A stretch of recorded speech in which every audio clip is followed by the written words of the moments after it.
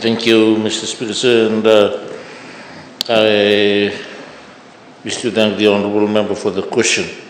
Let me clearly state from the very outset that this is a serious issue and is of concern, and the Fiji Police Force does not take this lightly and ensures that those involved are dealt with appropriately within the laws that we have. Mr. Speaker, sir, the war on drugs in Fiji has been ongoing since the 80s. Drugs are now available and more readily accessible than ever before. The Fiji Police Force has been conducting drug operations consistently around the country. And these operations, Mr. Speaker, sir, may have the tendency to expose and lure police personnel to get involved in illegal drug trade, given the lucrative value of these drugs. This is something that has happened across the world and in major drugs and narcotics markets such as North America and, of course, the Australasian regions. Mr. Speaker, sir, the recent suspension of police officers facing drug-related charges is testament to the fact that the Fiji Police Force does not take the war on drugs lightly, whether it be in nipping it in the bud in the communities or be it within the organization. I again wish to make this clear, Mr. Speaker, sir.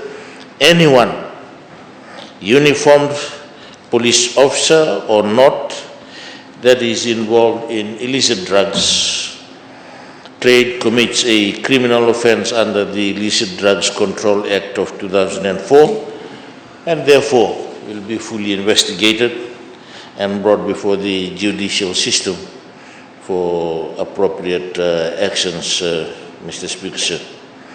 There is no two way about this, and I have been consistently briefed by the Commissioner of Police on this issue, and I fully support the corrective actions and measures that the Fiji Police Force has been instituting. Additionally, Mr. Speaker, sir, the Fiji Police Force has a drug testing policy and procedure in place. This outlines the responsibilities of any member of the force at recruitment level and during his or her term of employment to uphold the organizational code of ethics and code of conduct in daily duties. Mr. Speaker, sir, any employee may be requested with informed consent to undergo a random drug test if there is suspicion of drug use or administration.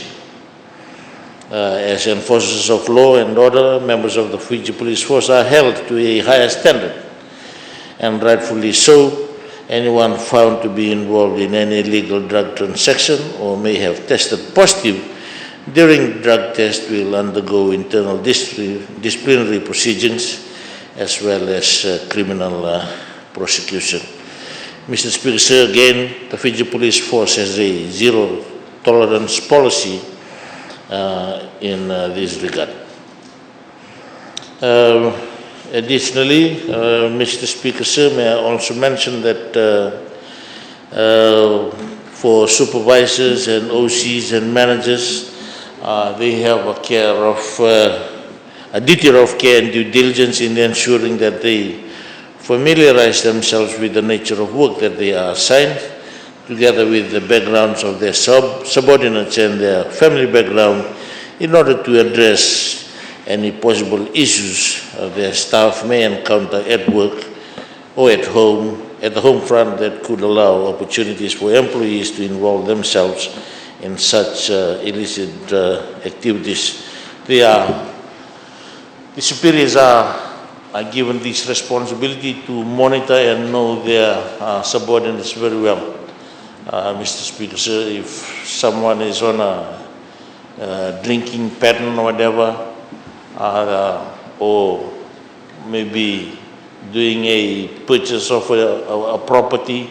These are the things that they monitor closely so that they can or give them some indication that their officers are getting money from other sources other than their pay, Mr. Speaker, sir. And in closing, the Internal Affairs Unit conducts awareness on a regular basis within the forces on such matters. And lastly, as a disciplinary force, an organization that embraces values, this is becoming very, very important now. And with the recruits, this is something that is always of importance in the lectures to the recruits to live within the values of the institution and of course set high examples as well. I will be happy to answer any further questions, sir. Thank you.